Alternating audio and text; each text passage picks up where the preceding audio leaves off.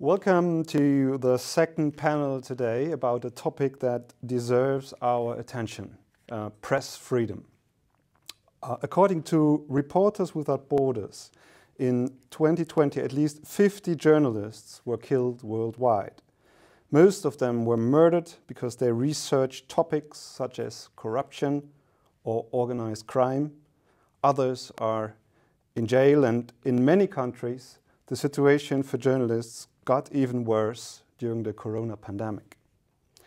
But while we tend to associate restrictions to press freedom with threats to journalists' life, there are also more subtle ways to suppress critical reporting or make critical reporting more difficult, and we can see this happening also in Europe.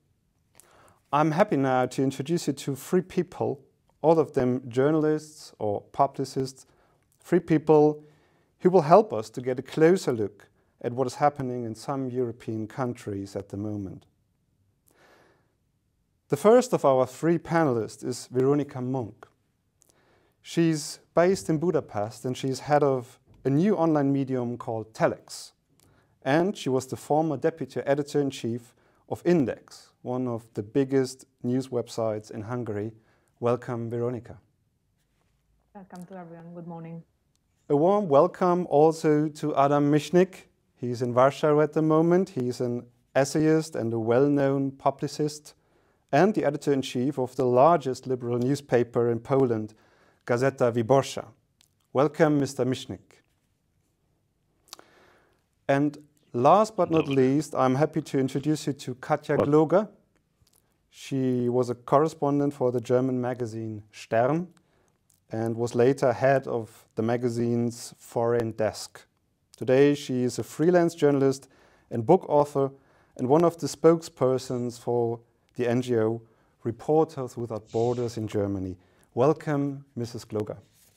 Thank you very much for having me.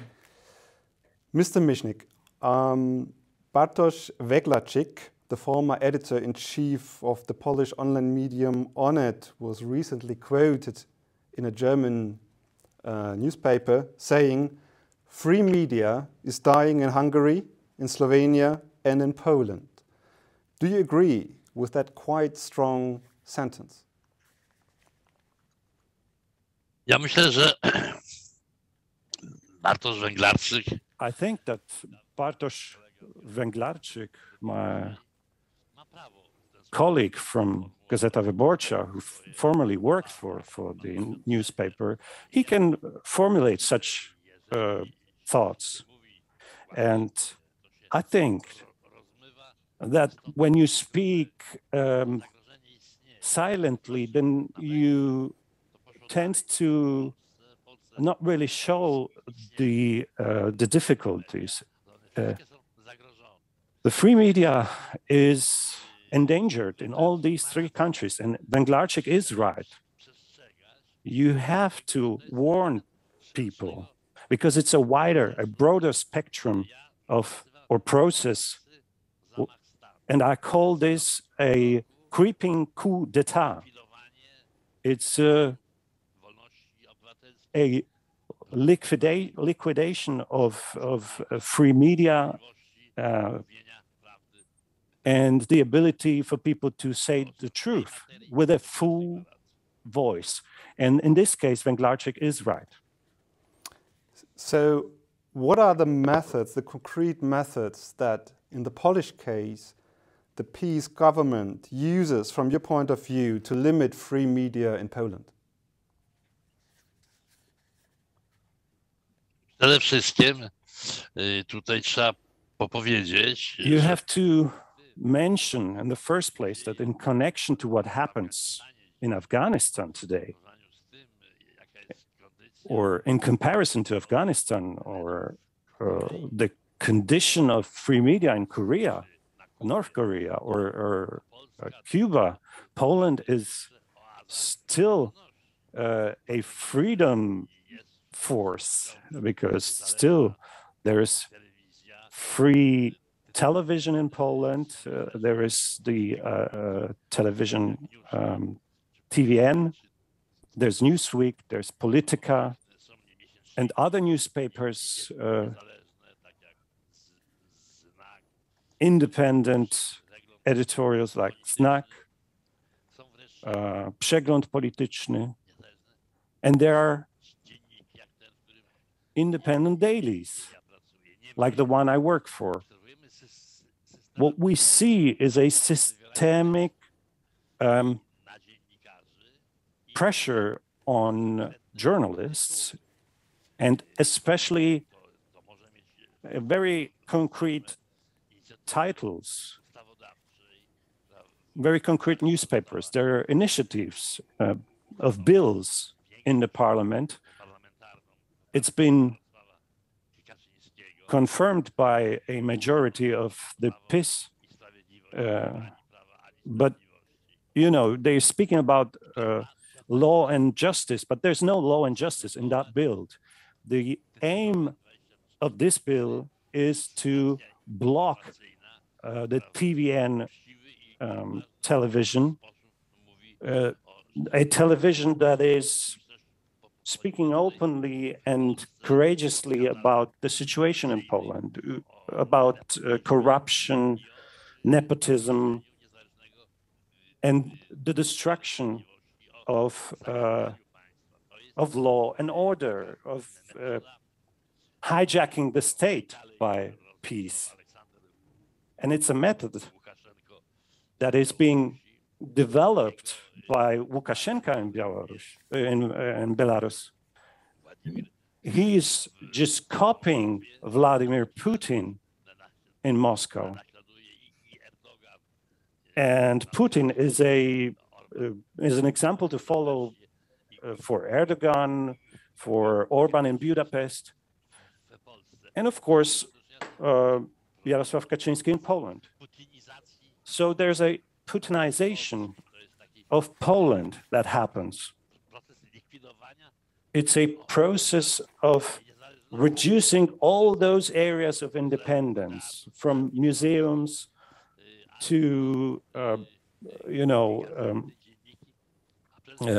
dailies and magazines, and especially the judiciary. It's a very important battle that we fight for the judiciary and for journalism. And from one day to another, the judiciary is being under pressure, and prosecutors are prevented from independent action. And exactly what we're trying to say here is that you try to kind of suffocate the freedom in a very slow motion.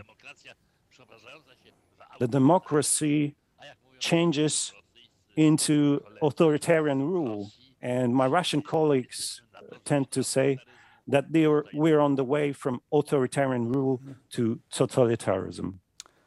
So, Mr. Michnik, I already mentioned you're the editor-in-chief of Gazeta Wyborcza, one of the leading newspapers in Poland. So what does this, in a very concrete way, all mean for your newspaper at the moment, for your everyday work at Gazeta? No, my jesteśmy po pierwsze First and foremost, we're almost, daily receiving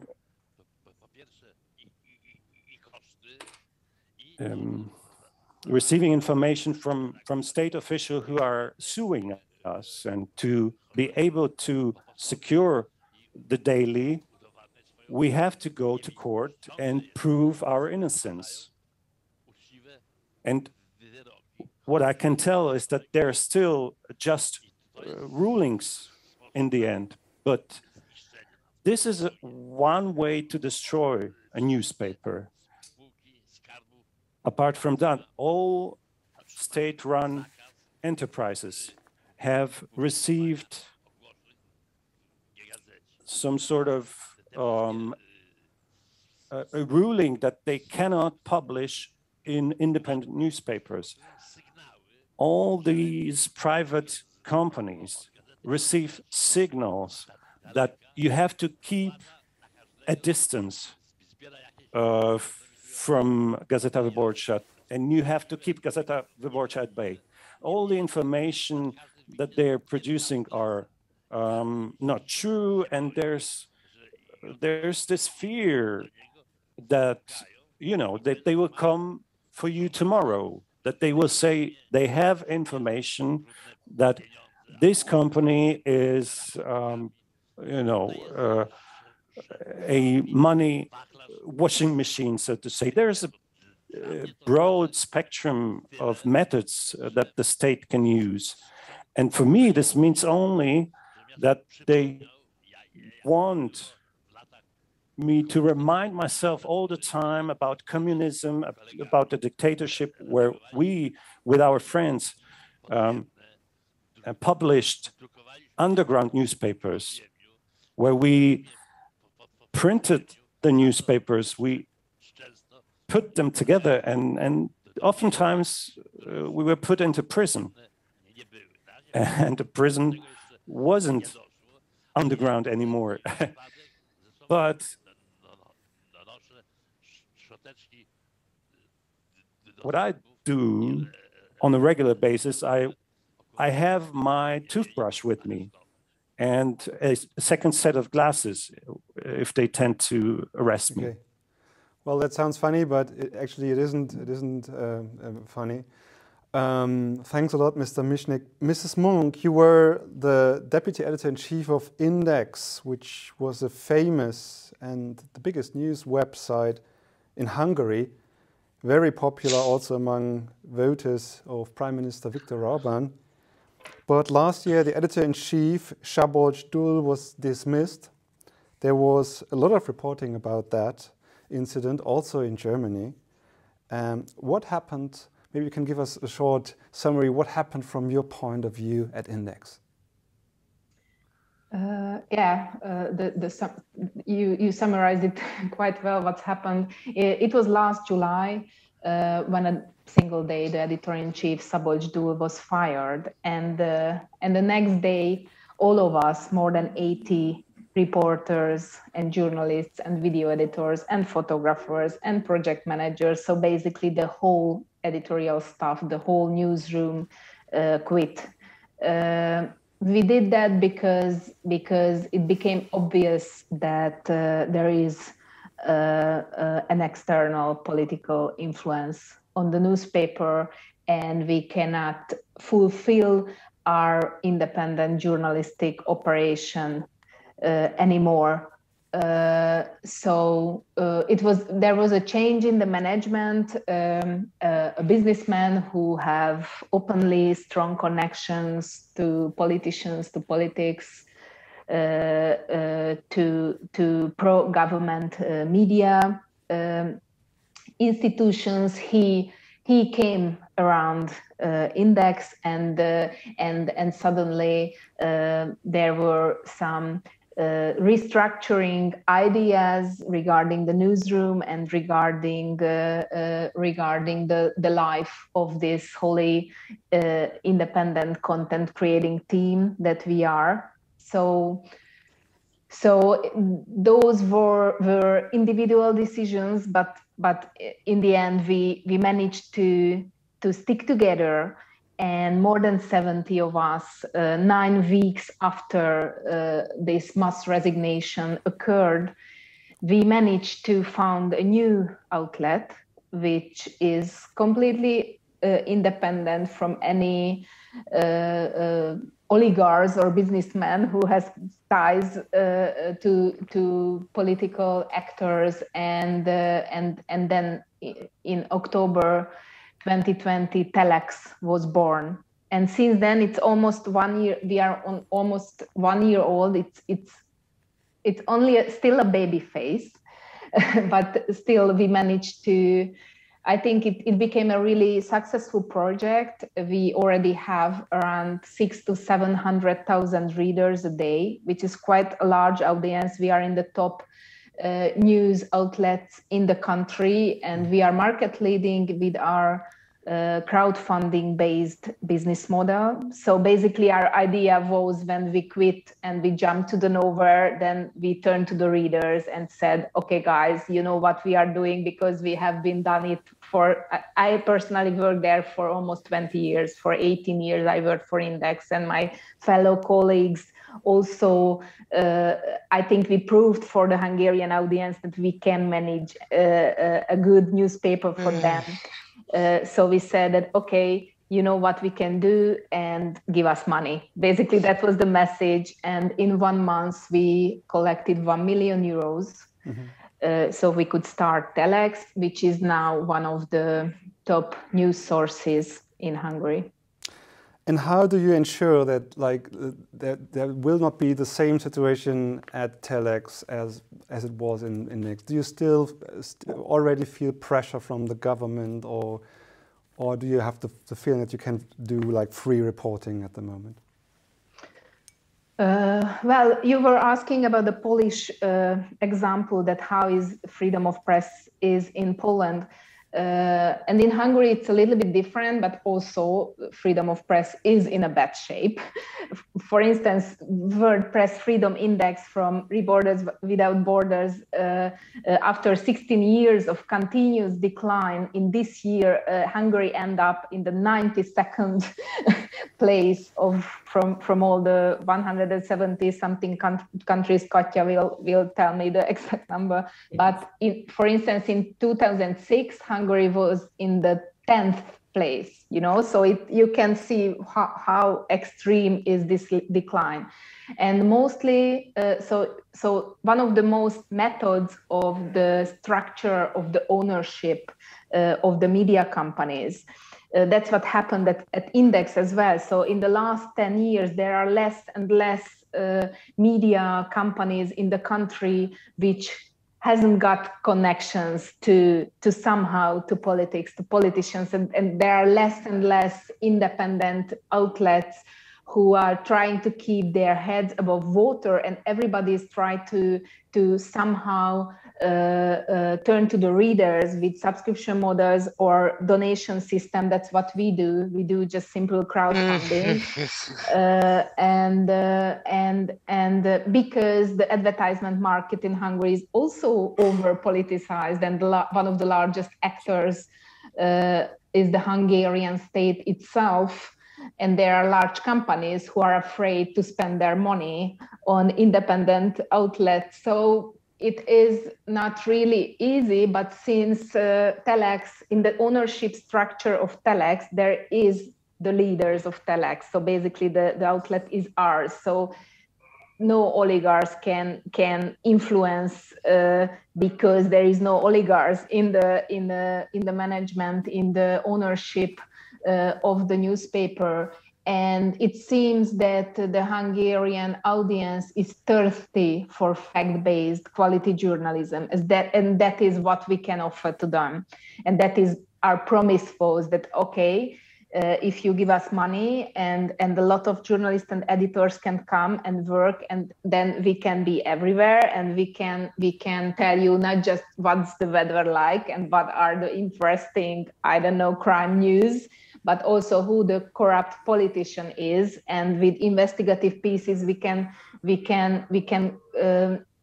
fulfill basically a public service media function. Even we are not a public service media in Hungary. The public service media is also basically serves like a megaphone of the government. So shortly, our vision is that there is a large enough proportion of people, a large enough audience who realize that, okay, if I would like to consume quality journalism, fact-based news, then I need to pay for it, and not just at the newsstands on the street, but online as well. So that's the plan. And I'd like to just shortly thank Adam and Gazeta Wyborcza, the solidarity that they expressed last summer when we all quit, and they used it as a news coverage and showed it to in their society, what's happening in our country and our story. Really thank you. It was really your solidarity with Hungarian language title. It was really, really important to us. Mm-hmm. And what will happen to Index now? Well, after we left, basically a new team was recruited, and they're still operating. It's still there. I think I'm not the most objective person to comment on the content and on the happenings after we left. But what I can safely say that there are content, there are interviews, for instance, with Lőrinc Mészáros, who is a friend of the Prime Minister and the richest person in Hungary. Very friendly interview, which could never be published when we were there, and I was one of the leaders at Index. So there are. So it's still operating, it still covers the news. The brand is really strong. So it's still really, really popular among the Hungarian readers. So they lost some of the audience, which was there before our mass resignation, but that happened, but I foreseen before that it's not gonna collapse. It's gonna be still there because readers usually like to stick to the news source that they read it the 20 years before. We saw that when the print media outside of Budapest was basically captured by the state, and the large media conglomerate started to operate very centralized, with centralized operation, with politically influenced pro-government news. Then we realized that readers did not turn to another news outlet because they still can read, I don't know, is there a route reconstruction in their neighborhood or not? And the Hungarian audience, Hungarian population is quite apolitical. So it's really hard to get a reaction from the population if something bad happens. And I think they just thought that, okay, I read it 10 years ago, my father read it, my mother read it, so why stick to another one? I don't really care who produces. So the popularity of those newspapers, which was state captured basically, remained in a quite high level. But there is this other proportion of people, almost 1 million of them. For instance, a couple of days ago, Telex had 850,000 people on a single day. So they are still there, and it seems our readership is in a very growing manner, and we see that they really would like to consume impartial news, what we can provide to them. Mm-hmm. Mrs. Gloger, Mrs. Munk already mentioned it. Reporters Without Borders is publishing a ranking for the state of press freedom worldwide every year. And 6 years ago, in 2015, Poland ranked 18th. Now Poland is on rank 64, and Hungary is now on rank 92, far behind many European countries, I think almost every European country. What happened during that time, from your perspective? Well, I think from what we heard from Veronica and from Adam, I think we can follow the development quite in detail. It's such an alarming signal, and it should be an alarming signal for every politician in the European Union, the European Parliament, that the editor-in-chief of one of Poland's last independent newspapers has to carry around a toothbrush and a second pair of glasses in case he is arrested. And at the same time, it's encouraging to hear that independent professional journalists like Veronica and her colleagues in Hungary can count at least partly on the support of civil society. But what we see, and from what we can follow at Reporters Without Borders, we have an erosion of democracy from within. And within the European Union, not to mention all the other countries we talk about every day, China, Russia, Belarus, Afghanistan recently, but also from within countries of the European Union. And the strategy of those more and more authoritarian and repressive governments and parties is almost the same all over. As they need legitimacy for their power, to stay in power, they need the support of people to some extent in elections. They try to bend the law and to write their own rules and to impose their own kind of rule of law, especially for media. So what do? They use their power, they use their influence and power over the legislation, they use the executive system, police, and so on, to write laws, to rewrite laws, to bend the laws, and to oppress and repress journalists. They use, as Veronica and Adam told us, they use money, they use their friendships, they use their political context, commercial interests of business people, and their structures to either distract money that is needed in order to support independent journalism. They need advertisement, as we do in Germany as well, for example. Mm-hmm. So the strategy of favoritism becomes, so they're more and more clear. And they use, just to mention two more points, they use smear campaigns, personal attacks, emotional attacks, propaganda, disinformation in order to delegitimize press and the function of press in a democratic society.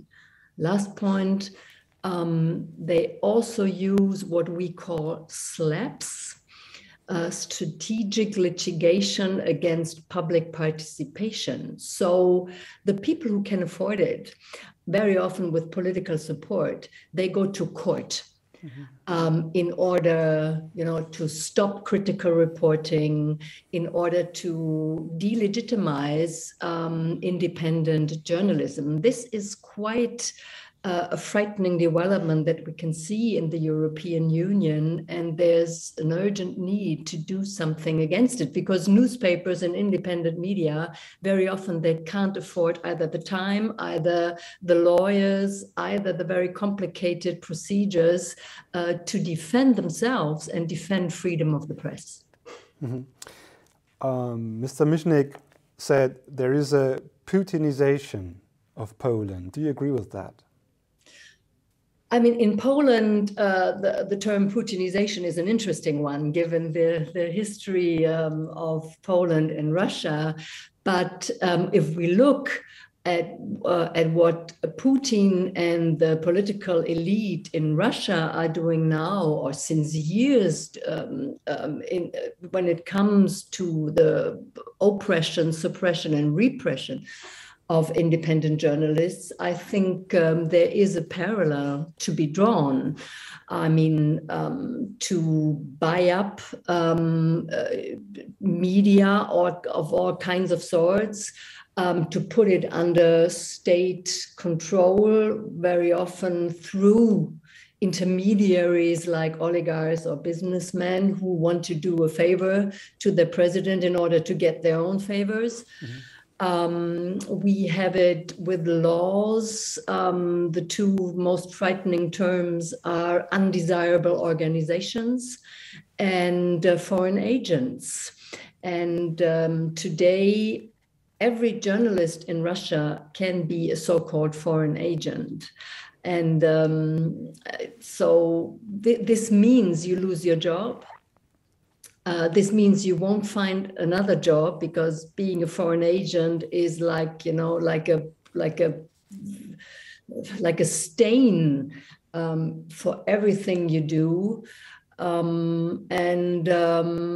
People, I can understand that they are afraid and that they go into the shadows, so to say, because they know they can end up in prison anytime.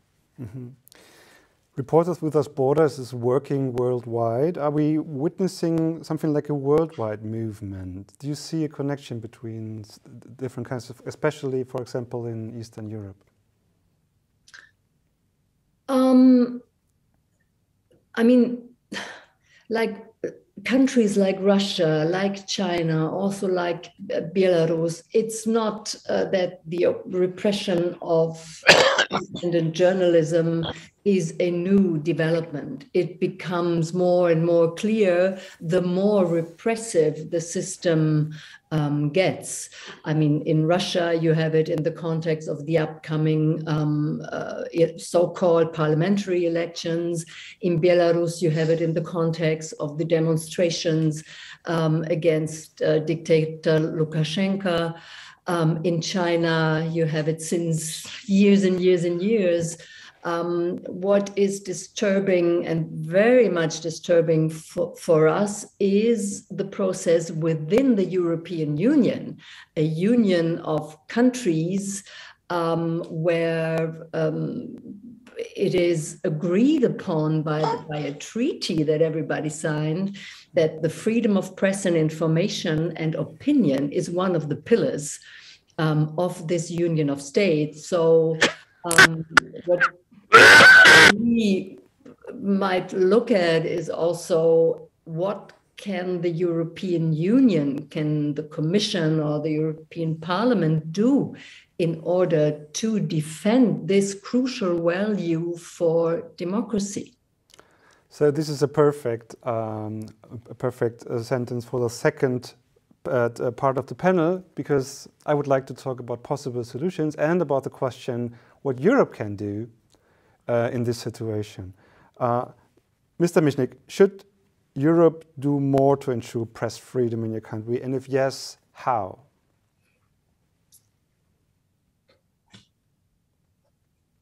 No, ja nie czuję się bezpieczny jako...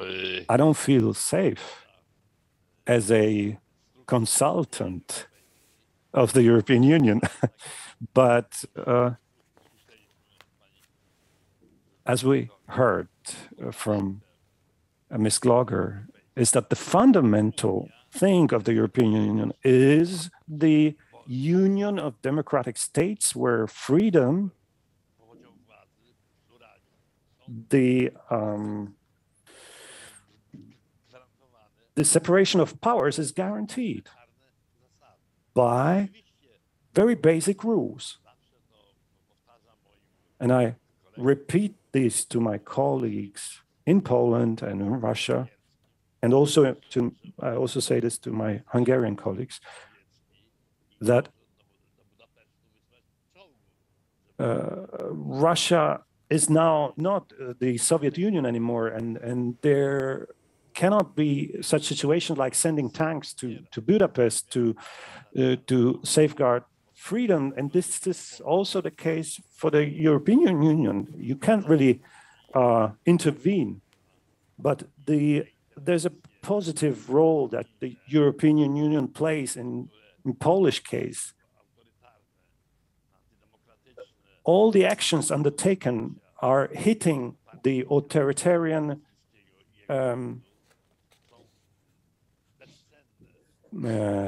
examples of how Jarosław Kaczyński and Law and Justice tried to undermine democracy. But it's true.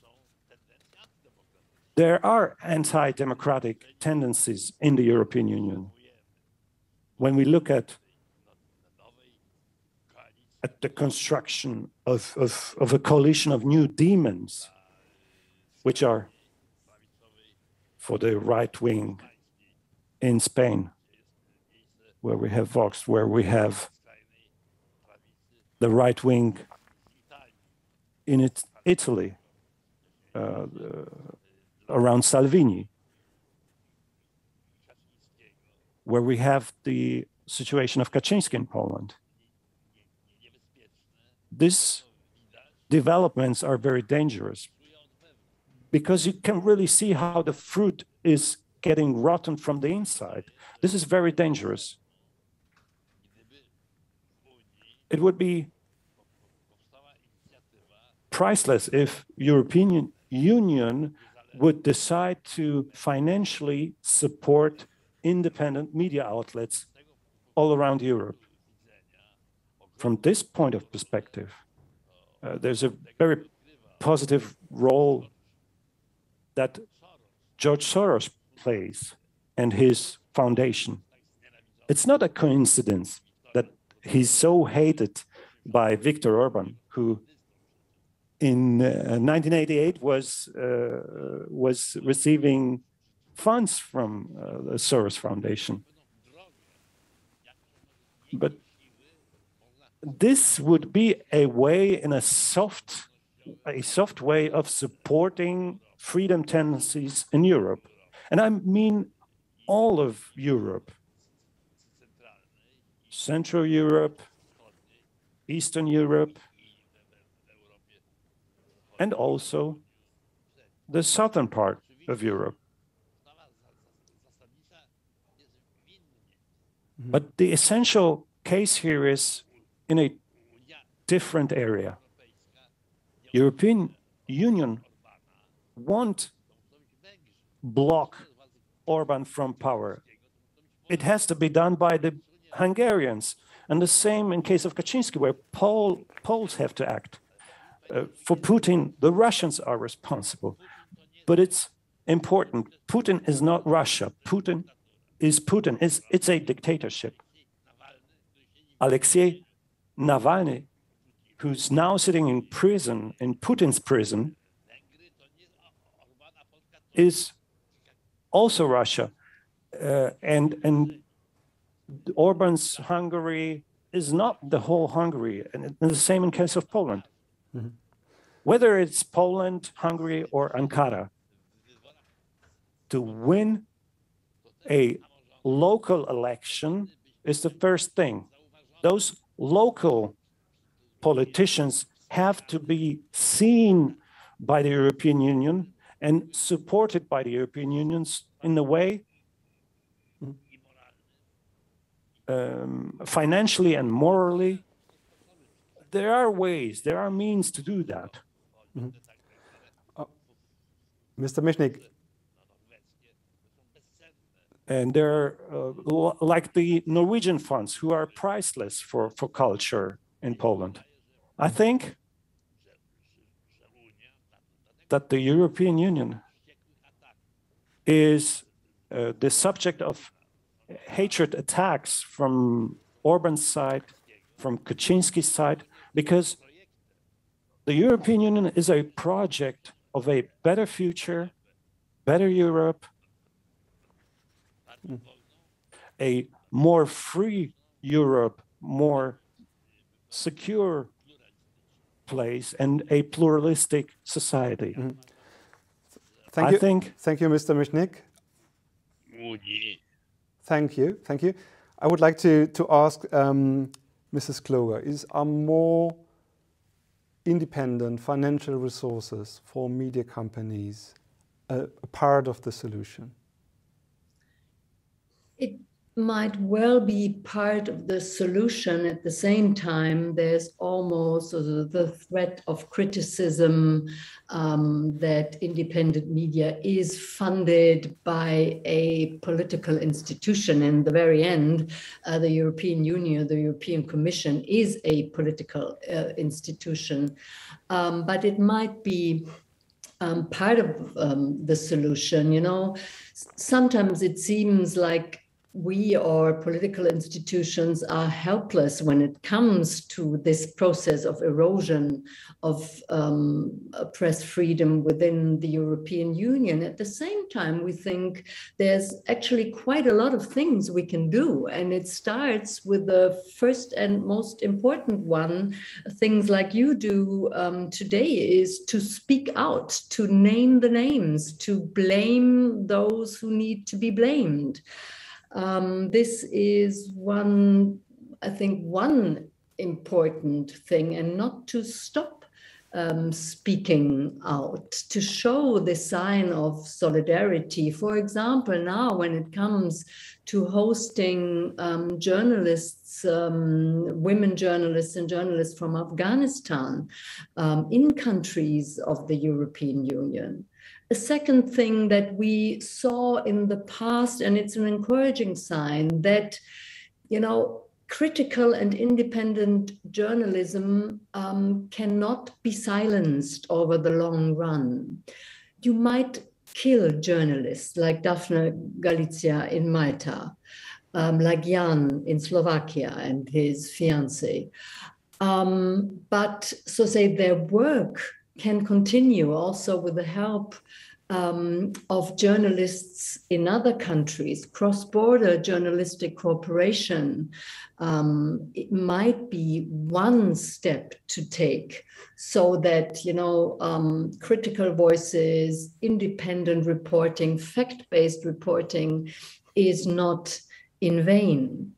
I think, just to mention two more little things, I think the European Union needs legislation in order to fight this strategic litigation measures of governments and oligarchs.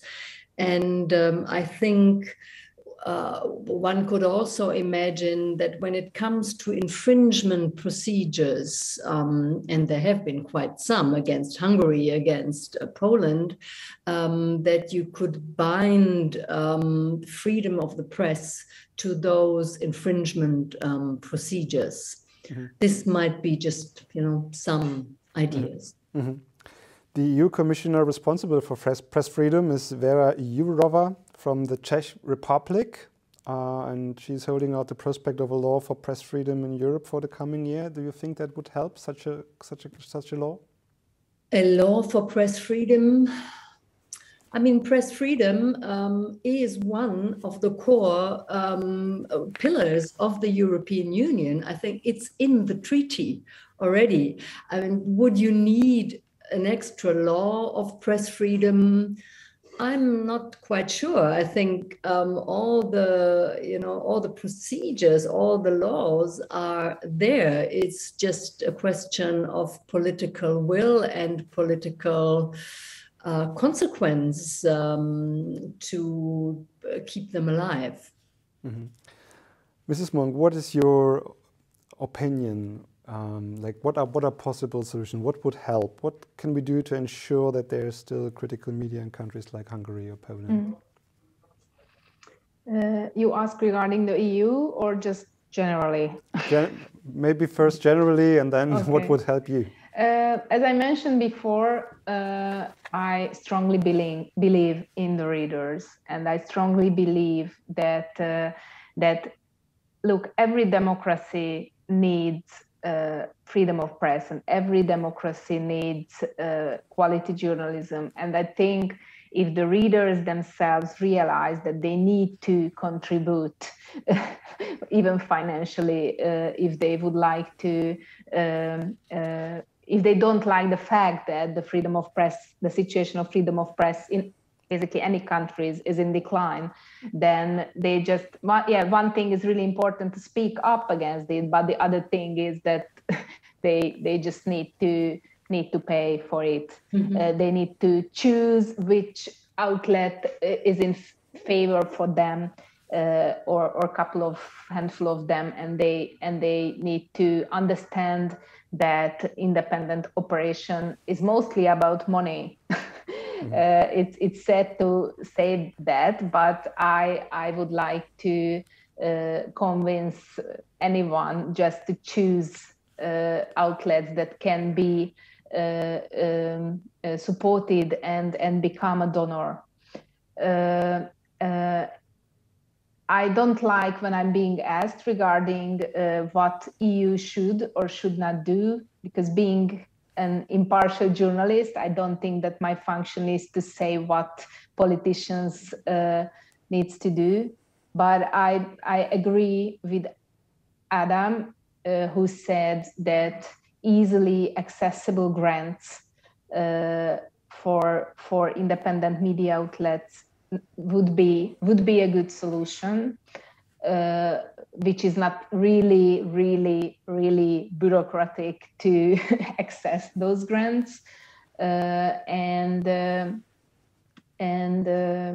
I just really hope for the better future when there are going to be more and more independent outlets. For instance, in Hungary, as I mentioned, freedom of press is in a very bad shape, but it still exists in the online sphere, because that's where the outlets can easily manage these crowdfunding projects.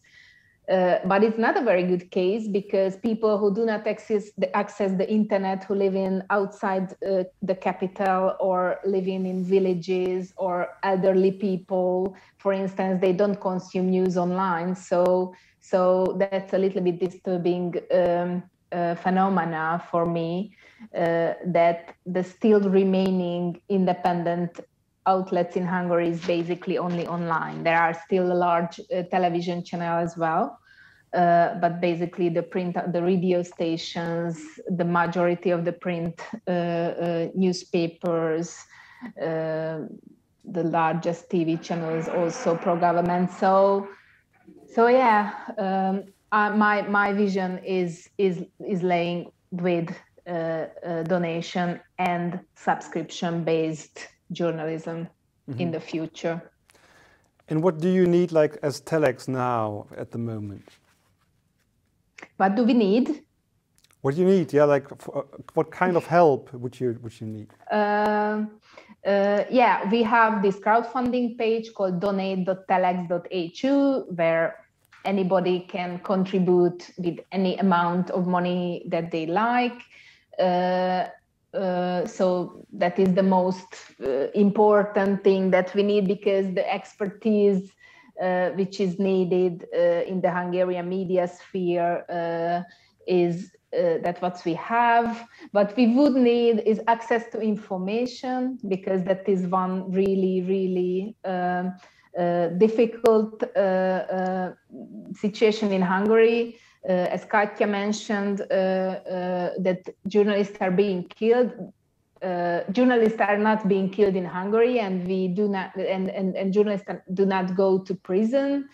But yet, the work of an independent journalist has rarely been more difficult, because not just because of the economic struggling that I mentioned here, but also the fight for access to information. Basically, we are running up against brick walls when we're making inquiries in the public interest or requesting interviews. So basically, these two things are the most. Those are the focuses that we are dealing with. That how we manage to make it a successful business to operate with this public media function, and the other thing is that how we can manage to access information in a media sphere where even in public interest matters is just really hard to get. Mr. Michnik, is this also a part of a possible solution in Poland that we might see more crowd-funded journalism, digital journalism, as in Hungary? For sure. This is one of the ways. And I think that's an important way. But you have to keep in mind that independent journalists may be subject to accusations being foreign agents, just like in Russia, just like in Putin's Russia. So an agent, Alexei Navalny, and there's Mr. Schröder, foreign chancellor of Germany, who is an oligarch. And this is really a thing that is very absurd. If you reduce freedoms in Belarus, then we in Poland have difficulties with breeding. It's just the mechanism that happens. It's in all of the European Union.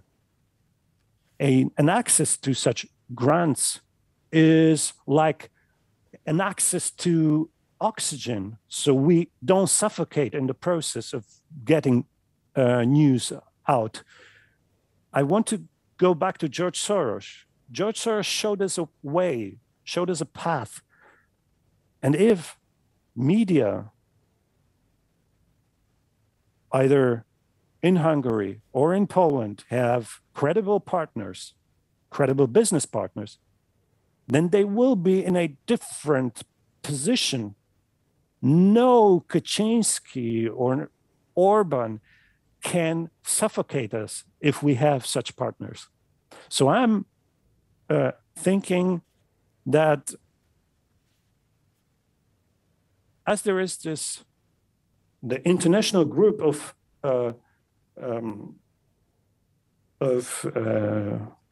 foes of democracy, there has to be a group of friends of democracy. And in my mind, that securing the freedom of press in Hungary is relevant to all the European countries.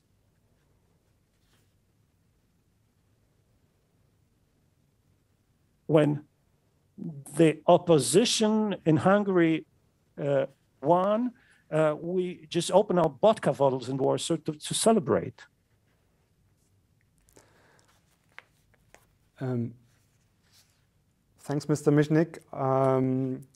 Maybe the last round. Do you see any cause for optimism here? Is there anything that you think, well, there's something that we can hope for? Mrs. Monk. Yeah, this is a depressing subject, what we just discussed in the last hour. It's not tell you the truth, not really easy to be optimistic, but still I strongly believe in our profession, and I strongly believe the importance of its function in a democratic society, any democratic society. And Telex's case showed that I think for me, it showed that, okay, if you believe in something and if you would like to create something, you can with the support of the audience. So that can be a slightly optimistic narrative regarding the whole subject. But overall, yeah, it's easy to being skeptic and be depressed by the freedom of press situation in Eastern Central European countries. Mm-hmm. Mrs. Gloger? We want to be optimistic. We need to be optimistic in a certain sense. And what makes me optimistic is, voices like Veronica's, voices like Adam's. So we need to listen, and we need to speak out and to support independent journalism, be it through grants, be it through crowdfunding. And the important point you made, both of you, I think, is, we all start to understand that when the freedom of opinion and information gathering and press in other European countries is in danger, it at some point will turn to us. We still, feel safe, like nothing can happen. This is not true, and even more we have to listen, and even more we do listen. I hope. Okay, Mr. Michnik. I'm an optimist. And this for two reasons. I'm a historian by education, and I remember the communist rule, the dictatorship, when we thought we just, got lost in it, that it will be lasting hundreds of years. And when Carvalho was arrested, a member of the state security asked him, what are you doing? What are you engaged in? The communism will last for 200 years. And he answered that 200 years is not a long period of time. I'm interested in overthrowing communism. And pessimists are right in most of the times, but I'm, as an optimist, I saw with my own eyes that communism ended, and I added to that. So I think there's a base for optimism, because there are Democrats in Poland and Hungary, and without Democrats, there's no democracy. And pessimism is something no one is interested in. But optimists are very rare in Poland. Mm-hmm. Optimists have, an easy way to talk to a woman, to invite her for a cup of coffee. So I tend to stay optimistic. Thanks, Adam. There is a question from the audience I would like to ask. I think it's a question for Mrs. Munk and Mr. Michnik. The question is, how can we make it clear to society, maybe also to, not in Poland and Hungary, but to other society, that democracy is always dying in many little steps?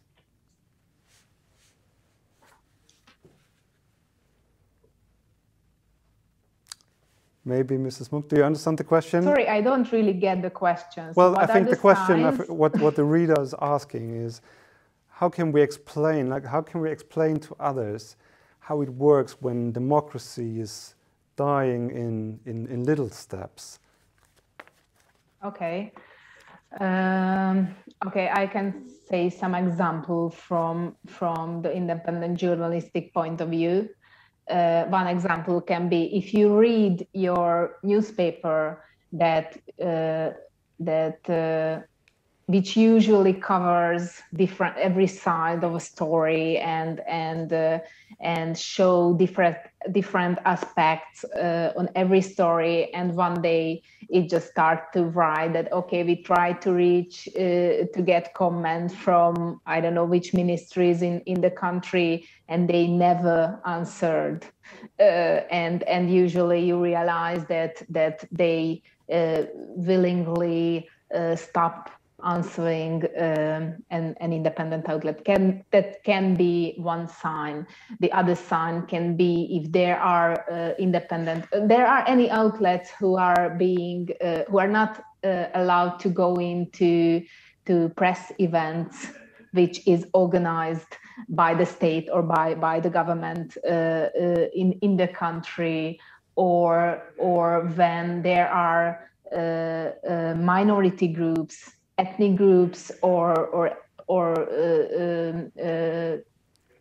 LGBTQ groups which are basically started to be considered as enemies in the country, or when those are not the small steps but the big ones, or when laws are implemented which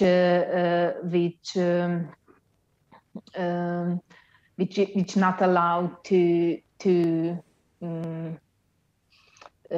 as it happened in Poland, from outside the country investors to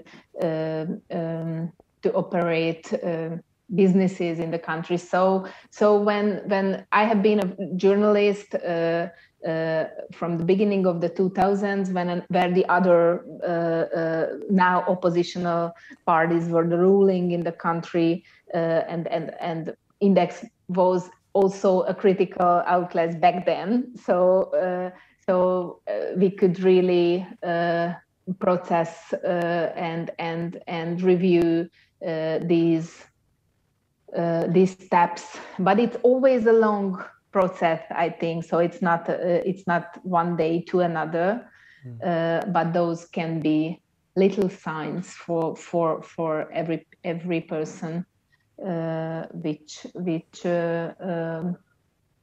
symbolizes that there is something wrong. So thanks. I wish we had more time to keep on discussing this urgent topic, but unfortunately our time is over. A very warm thanks to our panelists, Michnik, Veronica Monk and Katja Gloger. Greetings to Budapest and Warsaw. And thanks to all the people in the audience. Thanks for watching. Now it's my pleasure to inform you about the next session today at 2:30. My colleague Michael Thumann will speak with the Belarusian civil rights activist Svetlana Tsikhanouskaya about the crackdown on dissenting voices, the role of the media in the fight for democracy. Thank you and goodbye.